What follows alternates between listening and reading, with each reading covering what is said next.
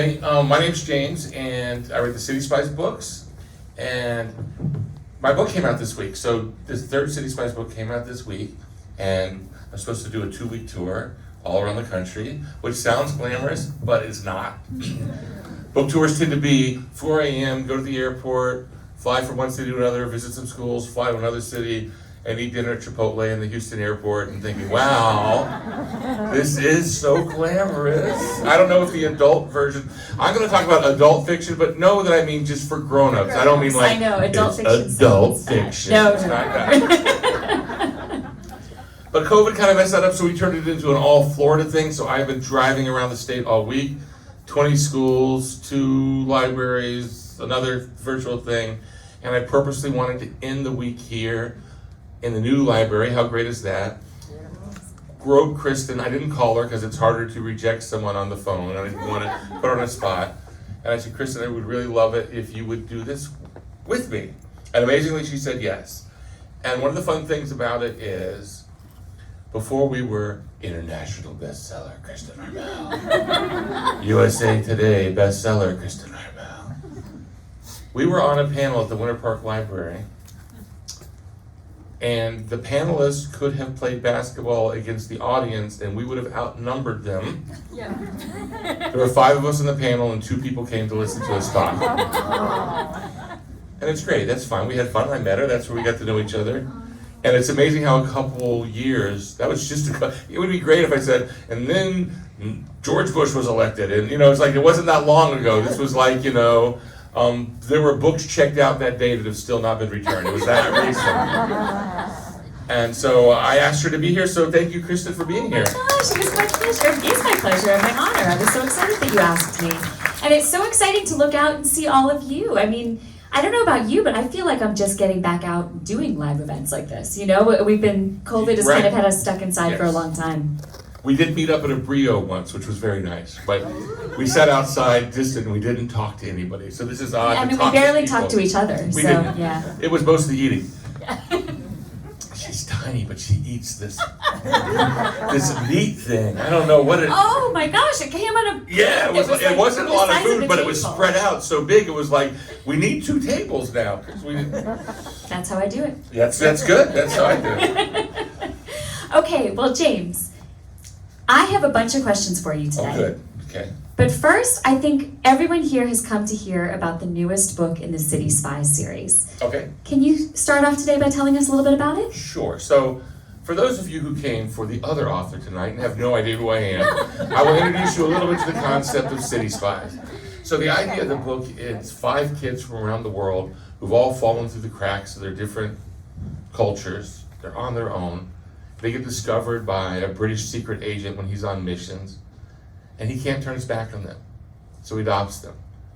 And he raises them as a family, and all he knows is spycraft, and so he raises them as a family of spies, and they become this secret spy team for MI6 who could go places where adults would stand out. And that was the idea of the series. The 3rd book of the series came out, and we have a trailer for it. So this is a good time. Let's show the trailer. And this is really what this book is all about. James Ponti. That's Prediction City. And actually, today while I was driving around, I got my editor sent me the cover of the 4th book, but I'm not allowed to show it. But it's on here. It looks amazing. It's Egypt. It's the pyramids and the Sphinx. But do you travel to these places? no, I just go to the library and check out chapters. It's a lot easier. Well, I'm intimidated by your trailer. That was amazing. That's awesome. I don't get nice trailers like that. I'm very impressed. Well, it helps if you work 30 years in television. We're going to get to that. I want to talk about that. But no, that's amazing. Okay. What a great trailer. Okay, so let me ask out here, how many of you have read the first 2 books of the City Spy series?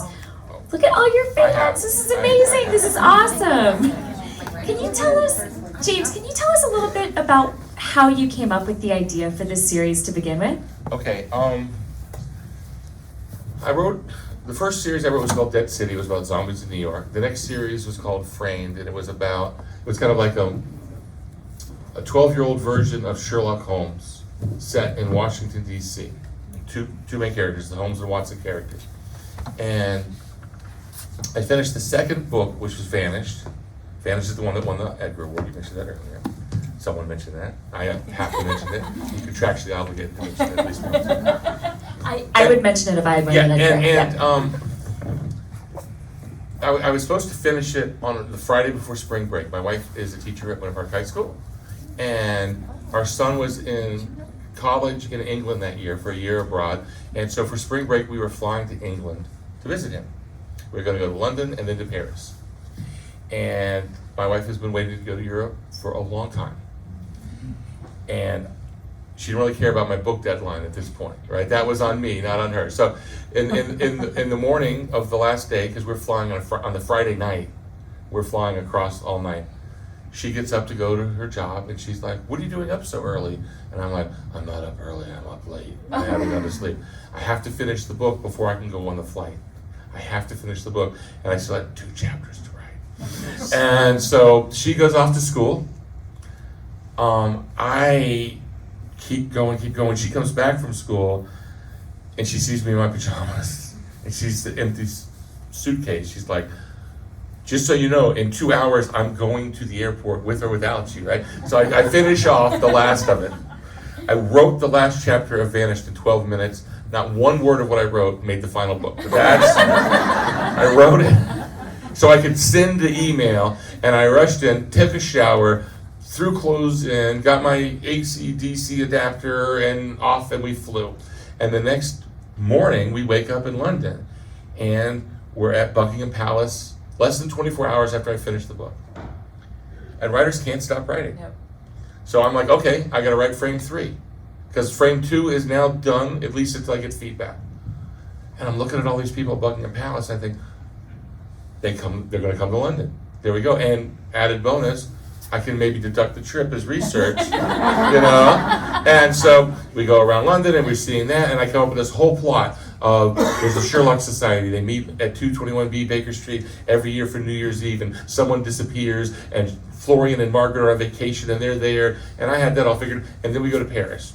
And my wife in Paris is like, "Oh my God, it's amazing, right? It's great." And I'm that way too, but she was verbally, like, Parisians were staring at us. And it's like, "You're right, it's amazing. I gotta include it in the book." So now, okay, so the Sherlock Society, maybe the Hercule Poirot, they go to Bell, I don't know what, right? We're gonna have Paris and we're gonna have London.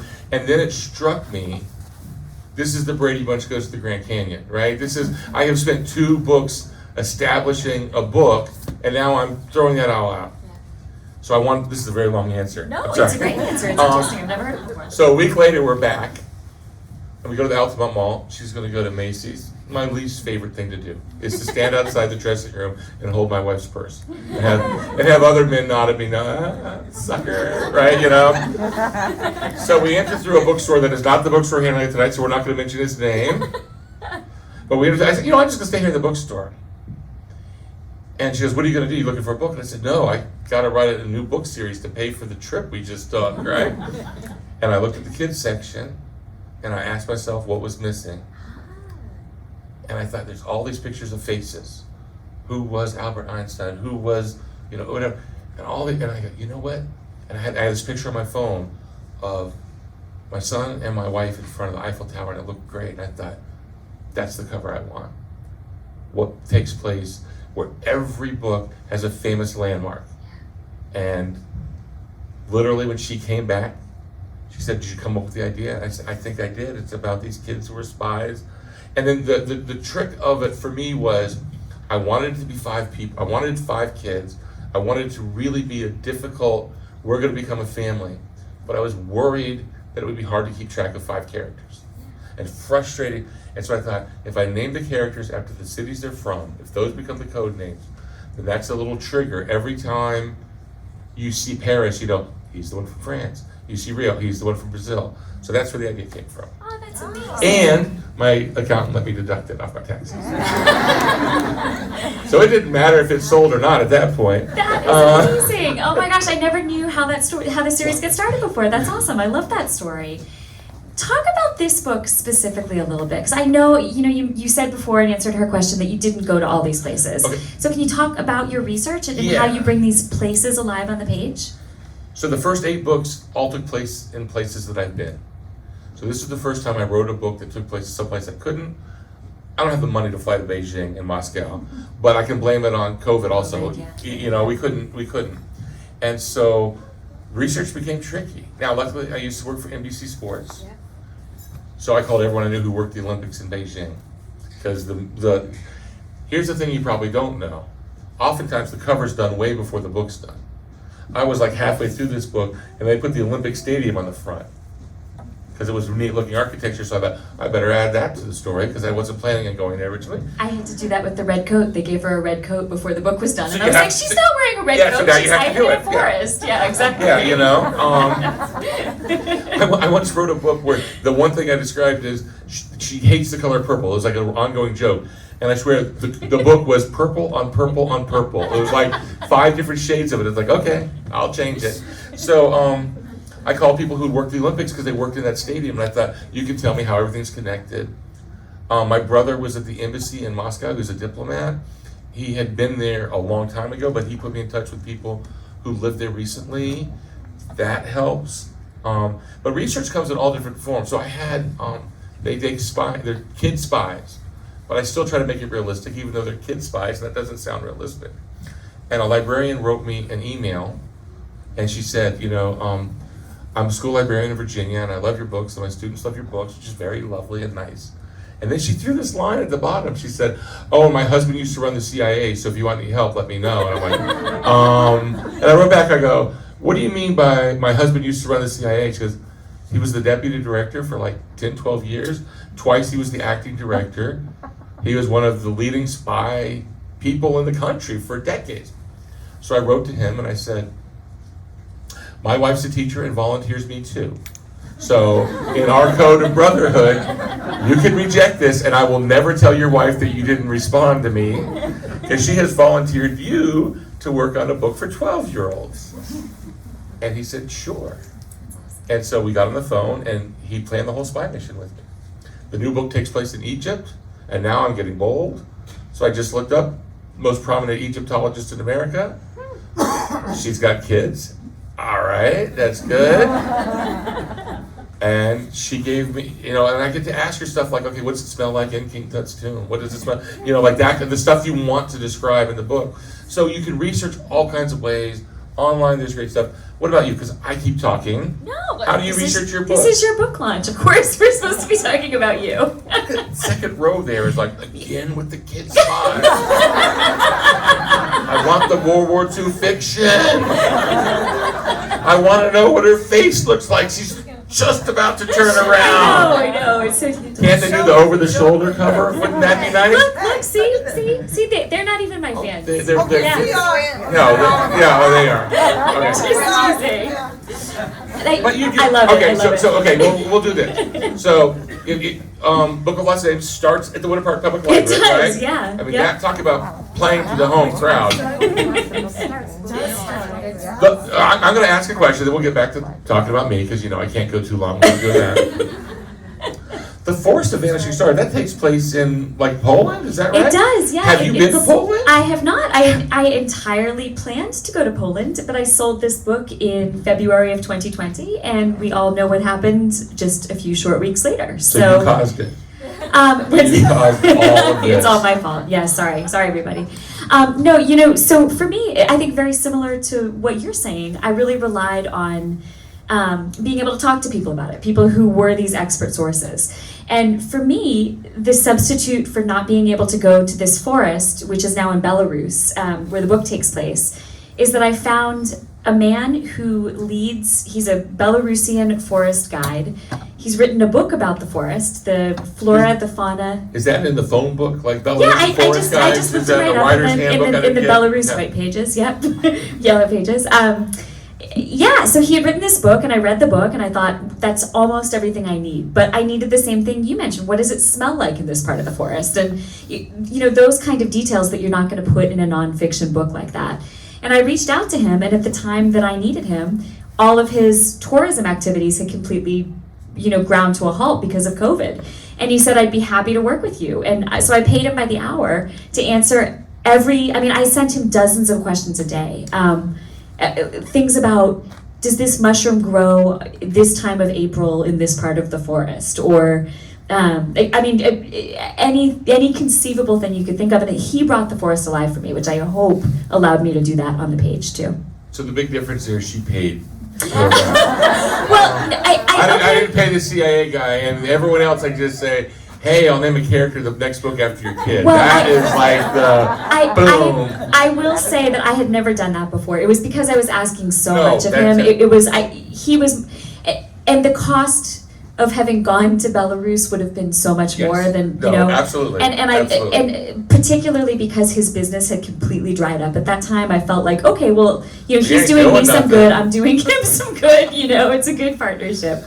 The but it meant a lot. Egyptologist is, I'm gonna pay her grad students by the hour to read it when I'm done, You're to make kidding. sure that that's what she asked. She said, you know, That's it would help, because I'm trying to help great. these grad students, although they go to like the rival college that I went to, but I'm still gonna, I'm gonna send them checks and they'll bounce, but it'll be, No, that's awesome. Yeah. You know, that's my biggest fear when I turn in a book, that there's going to be, you know, no matter how many times you check all the little facts, I mean, there's something that you could just assume is correct, and so you kind of skip over it each time, Yeah. and it winds up being the incorrect thing that makes it into the book. So I think that's going to be amazing for you. we have fact checkers. Yeah. So fact checker goes through the last book, and so here's a spoiler. I will now ruin one spoiler in this book. Is I hide all kinds of Easter eggs in the book. So we find out the backstory of one of the characters, and he says the address that he grew up, and he gives a specific address. And I love the query from the fact checker. Did you know that was George Harrison's house? Was that an accident? And I wanted to write back, yes, I accidentally picked an address in England, and it just happened to be the house where George Harrison grew up. And I go, no, it's kind of intentional. I don't think it's a problem. So yeah, so that's, they can't, but I thought, wow, they're checking everything. If they just randomly ran that address, yet still things slip by. Some guy goes on Goodreads and says, well, this is so unrealistic because blah, blah, blah. Yeah. You read Goodreads? Do you read your reviews on Goodreads? I do read my reviews. You're not supposed to. You're not supposed to, and you really shouldn't. I read mine too. You're not supposed to. You know, I'm going to tell you, an author in Australia who's awesome, named Sally Hepworth, she's a big New York Times bestselling author here too, emailed me the other day and asked me to take part in her 1-star review series, where you go on and find like your worst 1-star review and read it and like, you know, just kind of make, you know, poke fun at yourself. So I thought I could do that, and I started going through my 1-star reviews, and I lost like half a day of writing because I was like, I'm terrible, they're right, they're all right. This is your defense. You could have like 25 stars in a row. Yes. And then you get the 1 star and you go, And you're like, they know it, they're Finally, on to me. one who knows I'm a what they're talking fraud. about. Yes. and every now and then you'll read like a really nice review, like, wow. And then you're wait, I think I went to high school with her. Okay, that's all right. No one else knows that, but that's not legit. That's right. Okay, so we talked a little bit about research, but there are a lot of kids in the audience. And, you know, I know one of the things that I would have liked to know as a kid is, how do you write a book? How do you go about doing something like this? And, I'll preface that by saying, I think we all do it different ways. I think We do. as many authors as I know, we all have a completely different process. So I'm curious what yours is, and also what advice you would offer to kids who are interested in thinking about this as a career. I hire 20 Belarusins and I have them each do 1 chapter. I say they're auditioning and the best one will get hired, but I have them do different chapters. That's smart. And then the book is done. It is now a big difference between what we do is I write series and she writes standalone books. So her books are, everyone is a from scratch thing. So mine are built on the idea of you have to build the characters and the setting and the situation that can last 3 to 8 books. This one I'm doing now, I'm hoping it's going to be like 7 or 8 books. And with that, how you write it is different from the first one, because now how I write it is I come up with a basic plan and I call my editor and we'll talk one afternoon about, well, what cities are they going to go to? What's the problem they're going to have? So the problem is the most important thing. You know, and especially talking to the younger readers here, the plot is the plot, and that's fun, but the story is really about the problem. So in the framed books, if anyone read the framed books, the problem was Florian had never had a friend before. And now he lucks into meeting who he knows will be the best friend of his life. And the books are him trying to figure out, how can I be a friend and balance what I know and help her, but be, and all these things. So for this now, that was when I had two characters. I come up with what's each character's problem for this book, who's the main character, which switches in each of the books in this series. So we do that. So there's that stuff, but the actual nuts and bolts writing is, you're an outliner, aren't you? I am an outliner. Of course you are. Of course you are. You're perfect in every way. You're supposed to be an outliner. You're supposed to outline it all, number, color code, do it all. I always start out to be an outliner. So it's like these really intricate plans for the first 12 pages. It's like 10 pages of outlines for 12 pages, and then a page that says, and then they have bad stuff happen to them, right? So I outline a little bit. My writing process, though, that I can't change, and I sometimes wish I could, is I have to write in order, and I have to rewrite before I can advance. Oh, okay. So I write the first chapter like 5 times, then I write the first and second chapter, then I write the third chapter, wow. then I'll go back and I'll change, and because I'm trying to have these plots come together, and since I have an outline, so I'll outline the first part, and then at each kind of turning point moment of the book, I will have, okay, let's outline the next 4 chapters. Because I find for me, it's like, if you're driving from Winter Park to Miami, you're going to draw them out, you're going to go, okay, I'm going to take Morse to 1792, and eventually you go, and then I'm going to get on the turnpike, right? That's how the book is. If you're intricately drawing out, it's never going to be that way for me. So I keep pushing it along. So by the time I'm done with the book, like I would do this with kids as like a little parlor trick at school visits, I would say, open any chapter of the first 20 and read me a line, and I'll from memory tell you the next 4 lines. Because I have reread it so many times. Oh my goodness. I'm trying not to do that so much anymore, but I still have to write in order. And then once I get to the end, send it to my editor, takes a couple weeks, she sends back all these notes and changes and ideas, hopefully they're not too severe, and then it's a back and forth. But for me, it's start with the conflict and have an idea of, but I don't outline, but I always know the ending. So again, like the trip, I always know I'm going to Miami, Okay. but I might get off and have Cuban food here, or I might go out and get seafood there, but I'm going to end up in Miami, so I know where I'm going. And that's it. How about you? How do you Completely differently. That's so interesting to me. It's This always is why one of my she's an favorite. international bestseller. No, stop. It's one of my favorite questions to ask, because it's astounding to me that we all come up with basically the same product in the end. We come up with a finished book that can move people and entertain people and make people want to read the next book in the series. But we all get to that point in a different way. For me, I start with the research. I do a ton of research. At what point in the process do you research? I research a ton at the beginning. Okay, so before you start writing. I start to write. Okay. Just in case my editor calls, I can say, no, I've started. I'm in the first half, and I might be like on the 3rd page, which is technically part of the first half. It is. And so I start a couple, and then I research a lot, and then you have to. Yeah, Like, absolutely. All the stuff that happens in Russia in this, I couldn't have done after. I had to know ahead. These are the places I want to go. The differences are so interesting. So for me, it's starting with a lot of research because I write historical fiction. Right. So it's really grounding myself in that era and the events that happened, surrounding the story. I write a very detailed outline, and then the book itself winds up wandering away from the outline, maybe 20%. How long is your detailed outline? So I don't do bullet points or color coded or anything. It's just like written, like it's in paragraph form. There's dialogue in it if it comes to me, whatever detail comes to me. My outlines are often 20,000 words, which is it. And one of my finished books is about 100,000 words. So my outline is about 1/5 of the finished book, which is crazy, which is a tremendous waste of time. So I'm doing it, No, it feels like it's a waste of time. Because it lets It's you my get process. there. Yep, It's yep. the process. So there's a term that a lot of writers will use, and it's, are you a plotter or a pantser? Yep, plotter or pantser. So a plotter is someone who outlines, and a pantser is someone who writes with the seat of their pants. technically I am what's called a plotster. Yeah, because you Because do I both. plot You and do, then yeah. go by the seat of my pants. But you are, I'm a full-on plotter. There you go. I've committed. that makes yes. sense. But for historical fiction, that certainly is necessary. And again, especially for younger aspiring writers here, where you think, okay, research is actually where most of my best ideas have come from. Same. So I was doing Dead City, and I have to have them walk through Grand Central Station, or Grand Central Terminal. I found out when I researched, because it's always the end of the road. No train stops there and continues. So you have to go to Grand Central Terminal. Well, I was just going to have them walk through it. So I was going, and I thought, oh, look.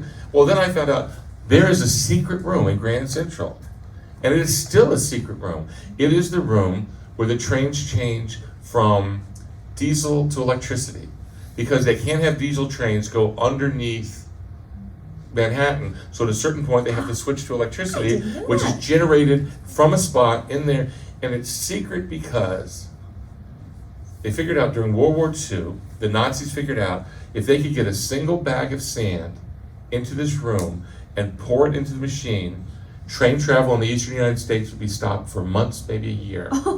Because Grand Central was so important, and it would stop all the trains, and to fix it, well, I could not have made that up, right? Oh, and 2 levels below, there's a secret train platform, and it was built for President Roosevelt because they didn't want him to be seen in his wheelchair during the war, so they had a special train platform made with the limousine could pull onto the train and out of the train, so he never got out of the train in front of public. I could never come up with that. So when you do the research, you find that stuff, and then you use that stuff, and then people go, "You're a genius," and then you go, "Yes, I am." Right, kids? That's the important part. You take credit. You did the work. You take the credit. You know, I'm also going to add something. What's the coolest fact that you come across? Like, or what's a cool fact that you've come across in researching that you just had to use? You were so excited. Oh my gosh, where do I even begin? I mean, there's so much to be found when you dig into the research, Right. like just things you wouldn't believe. I don't know. So for my last book, my previous book, not the one that came out this past summer, but the one before that, which was called The Book of Lost Names. I heard the gasp. That's the one that actually begins in the Winter Park Public Library, which is cool. Grace just gasped. But that one.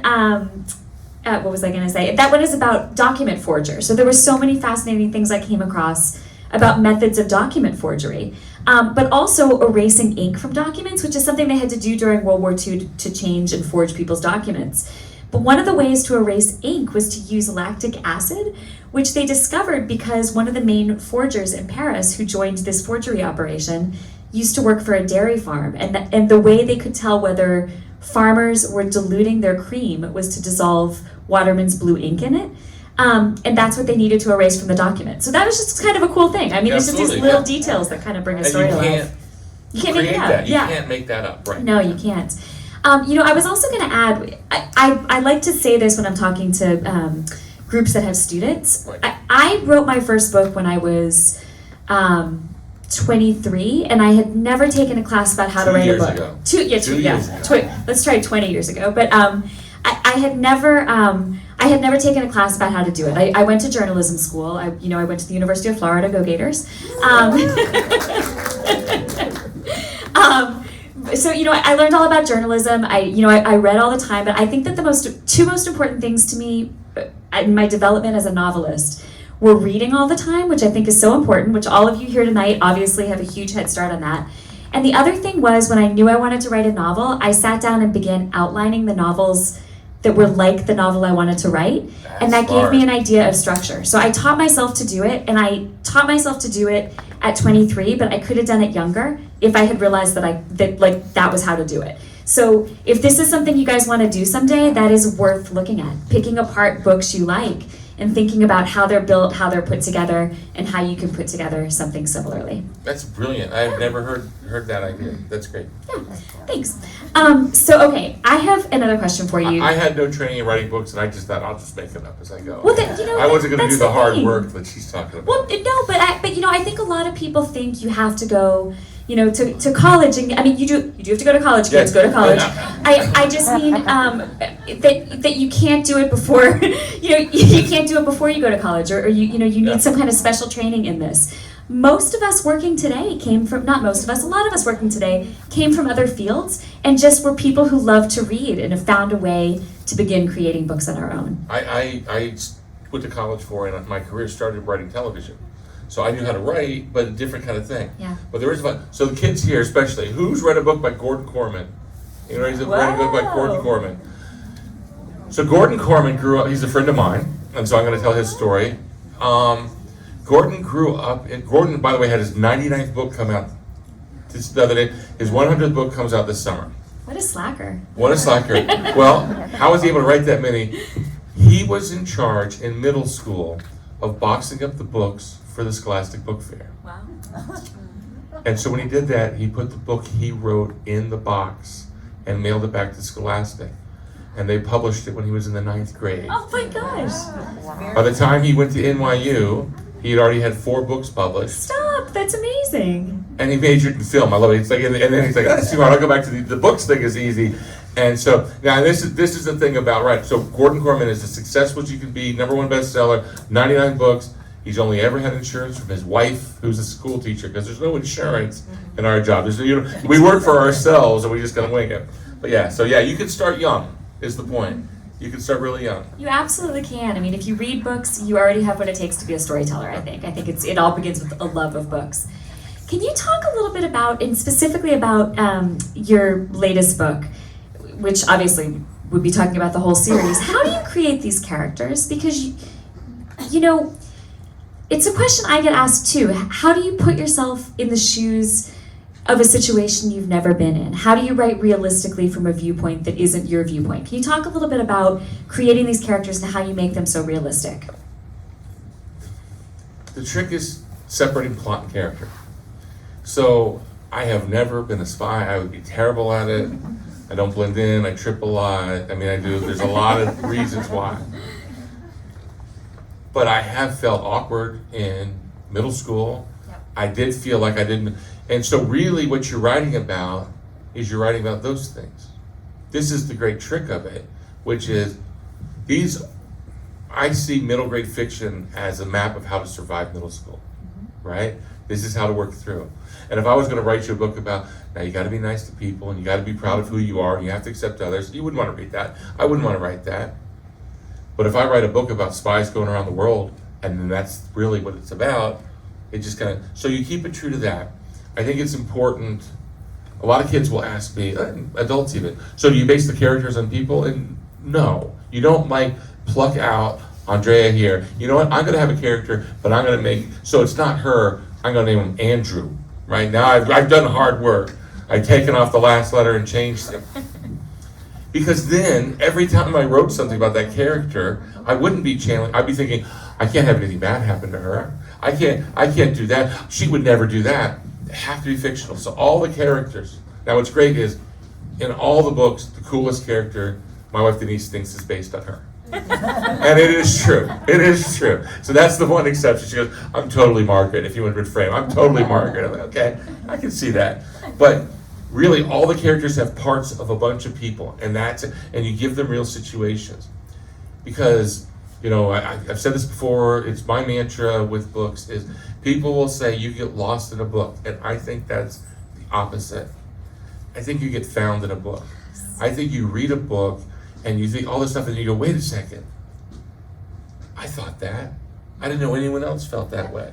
It's like a stand-up comedian. The brilliance of a stand-up comedian that's really good, and I know kids probably don't know stand-up comedian, but they go and they tell embarrassing things about themselves. And then it relieves all the people in the audience who go, I do that. I guess it's not so bad. He's able to laugh about it. Everyone's laughing about it. That means we all do it. So that's really, you're trying to write about the universality. And the more specific you get, the more universal. Because that's what I think. No, you're absolutely right. And I always think that that's something that's so beautiful about books, and I think that's why books can connect us so much, because even though we might come from different life experiences or different backgrounds, we can both find ourselves in a book that has that kind of common ground, And that brings us together. I think that's amazing, and it's something that you do so well. Let's do a few more questions, and then we'll open it up to audience questions, because I want you all to have a chance. It's boring if it's just me sitting here asking It's you not questions. boring at all. So a couple more things. You mentioned before that you had a TV background. Can you talk a little bit about that and how you think that influences your writing today? Sure. So I was a terrible reader growing up, but I always wanted to be a writer. I struggled. I was so slow at reading. I loved movies and TV shows. Part of what I loved about them was that they're the same length for everyone. So it's if you watch a show, then you can talk about it. When we read a book in school, I'd be on the 10th chapter and everyone else would be done. I'd hear the ending and I'd forget it, kind of thing. And I loved the way they moved and all like that. And so I went to school to study that. I wanted to study script writing, and script writing is plot and dialogue heavy. Character's important, but it's, you have I guess I'm saying a better way to say it is dialogue and structure heavy. TV and movie follow really strong built-in structures that hardly ever change. I mean, if you look at them, and I worked at Disney Channel. I worked on a show called The Mickey Mouse Club and wrote that for a couple of years. And I went to Nickelodeon and I worked on a show called The Mystery Files of Shelby Woo. And kids, this is when your parents were growing up. I'm really old, right? And The Mystery Files of Shelby Woo was a breakthrough because it was popular enough they decided to do a book series based on the characters. And I thought, okay, if ever I can write a book, this is the chance. And so I was alone. I had another writer on the show who was my boss, and we both said we want to write one of the books.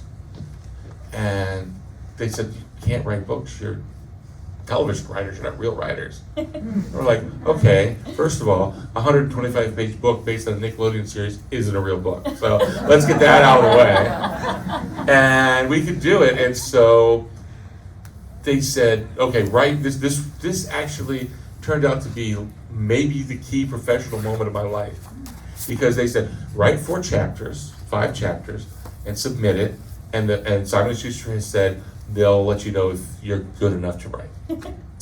So I wrote 5 chapters and submitted it. My friend Suzanne wrote 5 chapters and submitted it, and they said, okay, these are good, you guys know it. So we each wrote a book, and then they asked me to write 2 more books, which was great. So I thought, I can do this. Now the funny thing is, they didn't ask Suzanne to write any more books. Her name's Suzanne Collins. And they were wrong when they said she could not write a book. So remember that, because the road to success is lined with rejections. Yes. As a writer, we've both been rejected so many times. We were that. Suzanne Collins, who wrote the regular Overlander and the Hunger Games, for those that didn't put that part together. And we were both on the show and got let go, and it's just like, what are we going to do? And she said, I'll write a book. It's like, thank God we got let go, right? But why I said that was such a turning point in my life is at another point later on, I was between TV jobs. I was really kind of at the point where I thought maybe the writing career is over and I need to find something else. But I couldn't find anything else. It was October, and I thought there's no TV show is going to hire with Thanksgiving and Christmas. I have 2 months with nothing to do. So I called the editor who had done the Shelby Woo book, and I said, is there anyone at Simon & Schuster who would read something new that I wrote? And she said, yes, there's a woman, she does romantic comedies for teenage girls, high school girls. I'm like, oh, perfect, because I know nothing about that. But because of our little test, could you write a Shelby Woo book, I thought the way books were submitted was you only wrote 4 chapters and turned them in. I didn't know people wrote the entire book and then hoped you would buy it. I never would have done that. That would have been impossible. It's like, that's too long. And so all these years, I've only been submitting 4 chapters, and then I was at a writing thing, and they go, how many unpublished books do you have? I'm like, none. Why would you keep writing them if they didn't go? And they go, what do you mean? I'm like, are you guys writing the whole books before? And everyone's like, you're not? And it's like, oh, thank God that I had this obnoxious Nickelodeon executive make me prove my worth, because living in ignorance is where my whole career was built. I never would have written a whole book and think it was going to get published. Yeah. Oh man, that's awesome. All right, so a couple more questions, then we will open it up. So I do a show on Wednesdays called Friends in Fiction. which is awesome, and all of you should listen to it. Thank you. We had you as a guest on our podcast, which was such a fun episode. It was Probably so cool. best episode ever. But clearly the best episode ever. Actually, don't listen to that one first, because then the rest will see. it was actually one of our highest rated and most listened to episodes. But one of the questions that we ask every week. Go ahead. That's because I set my computer to listen to it every 2 hours to check the numbers. Thank you for Yeah. that. One of the questions we ask every week is, what were the values around reading and writing in your childhood household? Oh. So can you talk to me a little bit about how you formed as a reader? Okay, so this funny thing happened last week. My son's getting married in a month, and my future in-laws wrote saying, "Oh, for our photo collage, we want pictures of you and Denise at your wedding." Great, no problem. "Oh, and we want pictures of your parents at their weddings." And this is when I got to inform them, my parents never got married, right? Which was an awkward kind of moment. It's like, we don't have that picture, but I'm sure I could Photoshop something. I never met my dad, so I'm just going to go with Tom Selleck or George Clooney, because my mom was happy with either of those, or Keanu Reeves, but that's gross. But my mom had a thing for Keanu. I didn't read growing up at all. I struggled. It was hard. I read only one book that I remember in elementary school, from the Mixed-Up Files of Miss Baisley, Frank Weiler. My mom valued writing. She stressed writing. We literally had to be able to type 30 words a minute on a manual typewriter before we could go to high school. She wanted us to be writers. She always wanted to rewrite everything we wrote, and she was a very mediocre writer, so you had to hide stuff from her. So she's dead, so I can say that now. I'm a horrible person. But I gotta say, the reading values at my house were not good, and that is the only regret of my life. She didn't like to read. One brother liked to read, the rest didn't. And so as the youngest, books were important. I'd read Encyclopedia Brown. I get the almanac every year. You go to Publix and you buy the almanac, and I would read nonfiction, and I read atlases and maps and stuff. But I was not a good reader. And it slowed me down for a long time Now, what helped though to lead to writing was, I was an amazing movie watcher. And I don't mean that like, oh, he just sat in front of the TV every day. We didn't have air conditioning until I was 13. And it gets hot, even at the beach. And I'd drive my mom crazy. And I'd say, Mom, can I go to the movies? Can I go to the movies? And she would let me go to the movies by myself. Totally, like 5-6 years younger than that should even be considered. And I would go to the movies by myself. I could walk without crossing a major road. And I would go to the first screening of the day, 11:30, when the movie theater is freezing because the air conditioner's been on all night. There's no body heat. I would sit in the front row and I'd watch the movie.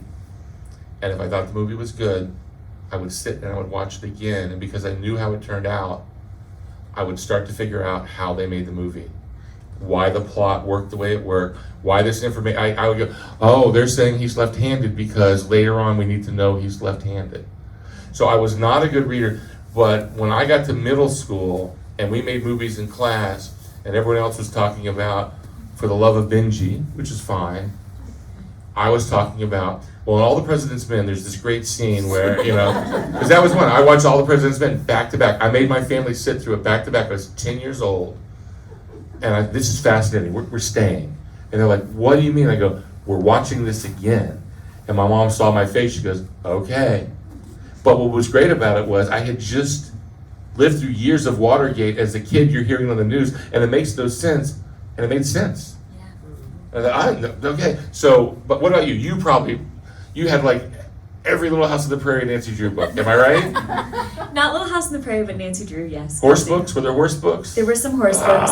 No, it was the Bobbsey Twins and Nancy Drew, and yeah, I was a big reader. I loved reading. And you know what? The thing is, I didn't like the things they thought boys were supposed to read.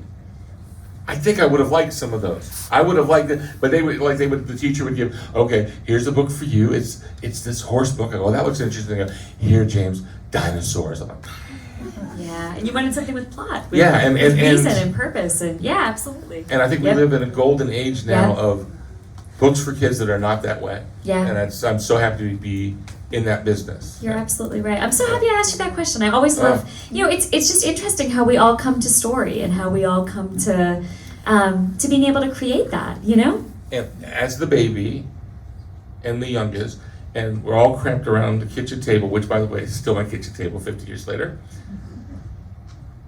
I knew the one way I could get noticed was to be funny. The one way people would pay attention and I'd just put up with me. And so figuring out how to tell jokes, not just knock jokes or something, that became the currency of respect in our family. That you could, okay, that's pretty funny, James, so that's good. So, yeah. I love that. That's so fascinating.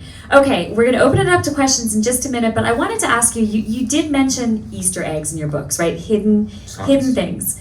Is there something you can tell us that's hidden in this book that means that everybody in this audience has to go out and get this book tonight so that they can tell people, I know something you don't know because the author told me? The biggest Easter egg by far is in this book. Okay. And I love it. And there is a website in the book. So there's a storyline that involves a boy band. And the boy band record label is owned by a billionaire who's doing bad stuff. And maybe the boy band's world tour helps cover bad things. So we know the boy band they're not involved, but they may be a cover. So one of our characters goes undercover for a tween website that follows lifestyle, music like that. So she's the 14-year-old reporter that gets assigned to follow the boy band. And after I had thought about it last week, I bought the domain name for the website so that if anyone reads it and looks for it, it now comes to a message from me, and now beneath it is all going to be, and I get the first ones coming in, writing by readers, fans, all kid-generated writing. So right now, 5 of the biggest fans who've written to me over the years, I wrote to them and I said, okay, here's this thing. We have a secret website. Maybe only 2 people ever see it, but you get to write why one of these characters matters to you. And so that is, and it's named after Audrey Hepburn because she's the classiest person of all time. She is. Yeah. I was born on her birthday, so which explains why I'm so classy. Yes. And I was born on Harry Houdini's birthday. That's amazing. I love that. Yeah, so that was fun. So I asked, but now it's like I have to generate some content, but it's all good. It's all fun. That's awesome. Well, this was so great. Okay, now it is your turn to ask questions. How do we want to do this? They may not have any. No, he does. I may have just talked too much. You want to start us off? What's your question? How long does your books normally take How long do the books normally take to write? to write? That's a great question. It's 2 different answers. The first book in the series always takes longer for a couple reasons. First of all, you don't write it all in a row. You write the first 40 pages, because I thought that's all you did, send it to your editor, and we talk about it. It's like, are we off to a good start? Because I don't want to go too far away. And then your agent has to sell it. There's like business stuff that happens. So I usually do that like a couple books out from finishing a current series. So like I wrote the first 50 pages of City Spies, and then I wrote the last book in Framed. And then I went back to it. So that all took like over the course of 2 years, but it took probably a year and a half. And you have to come up with the characters. Second time is a lot easier because you know the characters, And so then a book normally takes about 8 months. I have to get faster because I've asked for and gotten, I'm going to do 2 books a year now. So I'm going to have City Spies come out every spring, and I have a new mystery series that's going to start soon that's going to come out every fall. Yeah. What else? I see a hand back there in the middle. Do you find, or would you say that you've grown emotionally attached to any specific character that you've written about, or like which character that you've written about do you feel most emotionally attached to? I want you to answer this too. All right, I am emotionally attached to all of them. And I think maybe you have to. Maybe you'll tell me you aren't. And it feels silly, right? Because it's like, I wish this didn't happen to her. And then it's like, you're doing this to her. That's really God looking down and saying, man, you guys are messed up. It breaks my heart. I don't know what, you have to get them to the point where you care. I'm not one of these people, oh, the characters write themselves, oh, they're like, they speak to me. That's not how it is. But I care about them because I see in them the readers who identify with them. Because I met those kids. I had a kid come up to me yesterday and talk about what Brooklyn meant to her. And I was like near tears. I was doing everything I could not to cry before she left. So yeah, so I have the scene I just wrote for book 4 before I went on the tour is an emotional scene I've been waiting to write for 2 years. And it was like, it's not great scene yet, but what happens is going to be the thing that every kid who writes me a year from now is going to be writing about. So yeah, you do get attached. What about you? Do you? It's funny that you said you're not the kind of writer whose characters talk to them, because I am. I mean, Okay. I We do nothing in No, common. I know, it's crazy. Like, how do I It's put that it? UF education, man. It just messes you up. Yeah, I know. No. We gators have voices in our head, right? When I'm working on a book, I get very attached to the characters and very emotionally involved in their lives and very twisted up inside about what I have to do to them, because I'm writing these books that are set in World War II, and so not everything ends well, right? And so you get so deeply attached to characters, and not all of them are going to make it through the book. So that's really difficult for me, and I feel, I feel a lot of grief over it sometimes. But it all happens during the outline process, because by the end of the outline, I know what's going to happen to them. So I've already kind of grieved that outcome, and now I'm just very wrapped up in like what the characters are saying and feeling and thinking.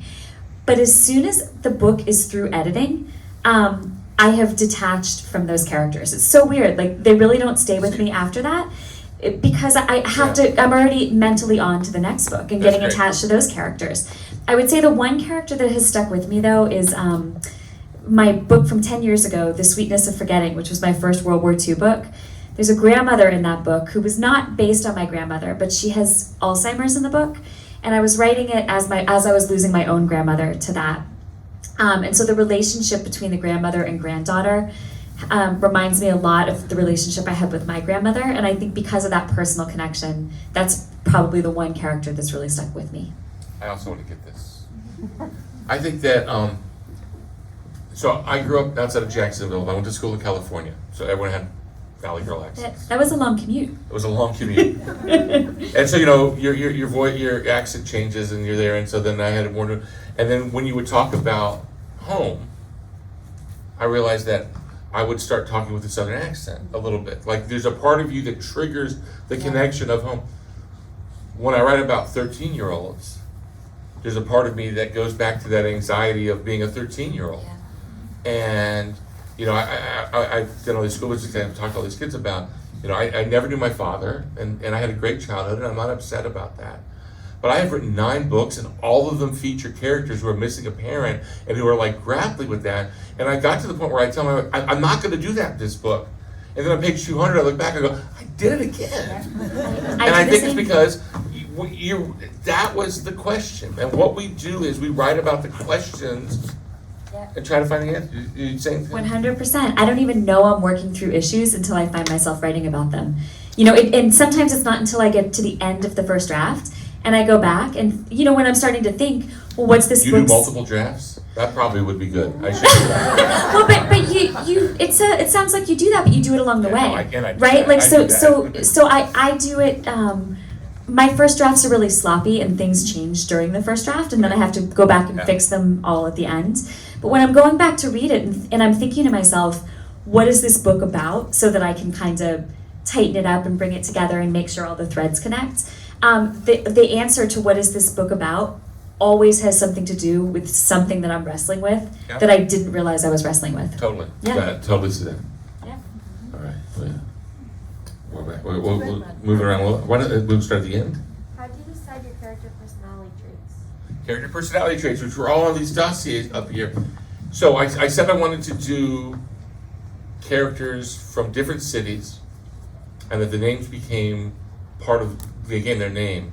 And that actually was a huge head start. Because then I thought, well, a 13-year-old from Kathmandu has got to be different than the 13-year-old from Brooklyn, and they're going to have the same core life issues that all of us have, but that gave me the start to them. And then I was determined to not do what was expected. So I have a computer hacker. It's going to be the woman. It's going to be a girl. Because in more books and more movies I've seen, the hacker's a guy. And my emotional rock is going to be this guy, and the athlete's going to be the girl. And it's not just automatically switching, but it's like, and then how would they be? So Sydney, now she's from Australia, and that's outdoors, and that's athletic, and it's like, okay, and you build it that way. And then you put into each of them one of your core anxieties. So my fear of being awkward, I'm going to give to Brooklyn. My worry of letting people down, I'm going to give to Paris. My I don't understand people, I'm going to give to Kat. So that makes me invested in each one of them and able to write them in a way that feels authentic, hopefully. That's a great explanation. What was your favorite series to write? What's my favorite series to write? Okay, favorites are not good because they all have meant different things. So we all know the Marvel Cinematic Universe. Lesser known is the Pontiverse. In fact, it's known by me, my wife, and now everyone in this room. The Pontiverse is what I write in, and to me, actually, all the books are connected. I know how they're connected. I know that Molly in Dead City, her cousin is Florian in Frame. It's never going to be in a book, but I know that. So to me, they're all connected, so they're not different series. So I have favorite moments. I have that more. The one thing that you can't do is you can't have favorite characters. You have favorite characters, then you start skewing the plot and stuff. That's what ruins TV shows, by the way. Like, oh, this character just, all of a sudden, everyone is talking about, now Fonzie didn't, because Fonzie worked out, but it's like, this character that was supposed to be a backup character, Urkel as an example. A classic example is Good Times, which was this really serious story.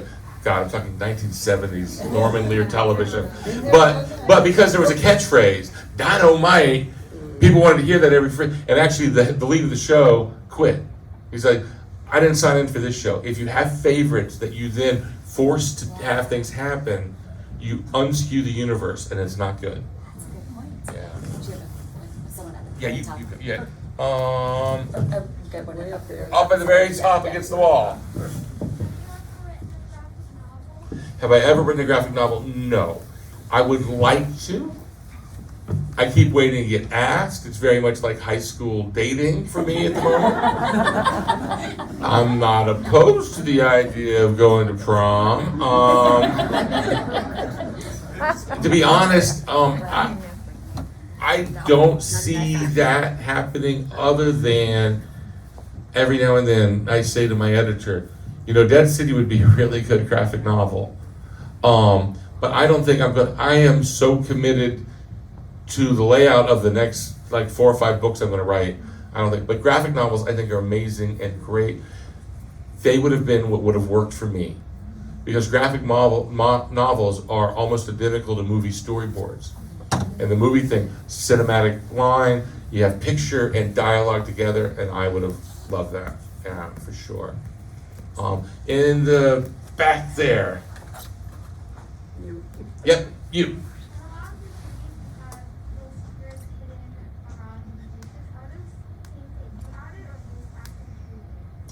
Okay, I'm sorry, I could not, can a louder person? Were the secrets that they got out through? Is that what you were asking? So you said that you talked to the head of the CIA, and he told you to use, but there was other secrets that you added in your six-part series, and the third series actually true?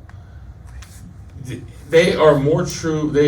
There are very few things in the books that I make up entirely, because I know teachers and librarians, when they do read-alouds and stuff, people start Googling and they start finding things. And I know that when they do that to mine, they're going to find out everything's real. It makes them engage that much more. It's almost like a second screen. And it's funny, my editor wrote me in the middle of editing this book, they go to a specific art museum in Russia that for a chess tournament. Chess is a big part of this one.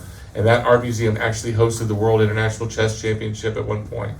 And I talk about an alarm goes off and there are 4 exits to the room, 4 doors, and a skylight. And she wrote me, I never should have bothered to check if there really was a skylight in the room, because of course there is. And I'm like, yeah, I mean, I'm making this stuff real. The only thing in the City Spice books that's completely made up is where they live. I thought I need to make up this manor home. It's based on the kinds of things that are really there. But the town, the school, and that's all made up. Everything else is pretty much real. And that's in all the books. Yeah. So like when I was researching Framed, there's a thing at the Romanian embassy. We went up to the Romanian embassy and the door was open. And so I walked up to the door and say, hey, can I peek in to write about it? And they're like, they start yelling at me. Oddly, I don't speak Romanian. And then I remembered, because I had done the research of the book, I'm like, wait a minute, I'm on their property. This is no longer the United States where I'm standing now. So I ran, just like my characters were going to run in the book, to get free, and I thought, I'm making you guys the bad guys, and I did. But yeah, we did it. And my favorite research moment was when I was writing Dead City in New York. They find a dead body at one time, and I thought, well, I wonder how far away at that specific location in New York you would see a dead body laying on the ground. So I told my 12-year-old son, I said, lay on the ground like you're a dead body, and I'm going to leave you there and go see how far away I can still see you. And it was great. He loved it. But the best part was no one in New York batted an eye. They just stepped over him, walked around him. No one checked on him. No one thought it was strange. Like, whatever. Gotta love it. I think we have time for one more One question. last question. But I do have to add before you take this question that you promised that we would talk about desserts, and I knew he was just teasing, because I knew he thought that's why. Dessert? Well, no, it's too late now. It's not. You said one more question. It is too. I was building to No, it. It's the climax. It's too late. It's too I know late. you didn't go to No. school to study this, but you build to the big reveal.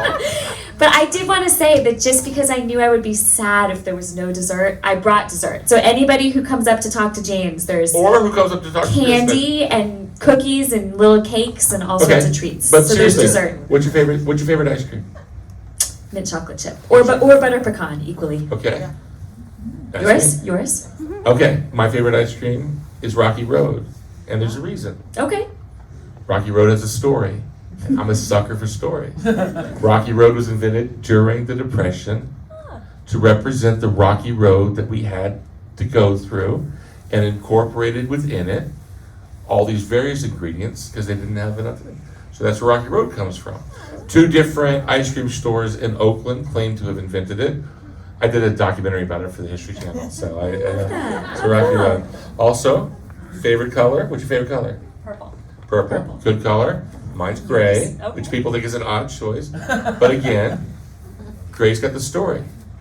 It's white and black comes together.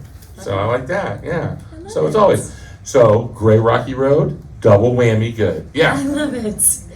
One last question. right down the middle. You. And the others who don't get their questions asked, we can ask when we come up here, yeah. What book was the most fun to write? You have an answer for that? No, go for No, well, don't you have an answer for that? Do you? Yeah, it's all one blur of an office in southern Orange County. Well, this was the first book I wrote when I didn't have another job. So that was fun. Every day I woke up and all I was supposed to do was write the book.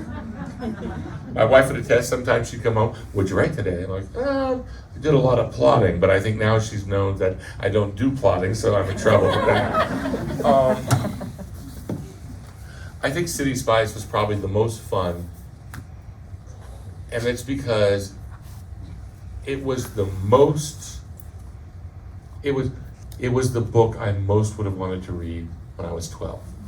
And I got to live out this fantasy of like, now I get to make it. The movie that really just wowed me when I was growing up was Raiders of the Lost Ark.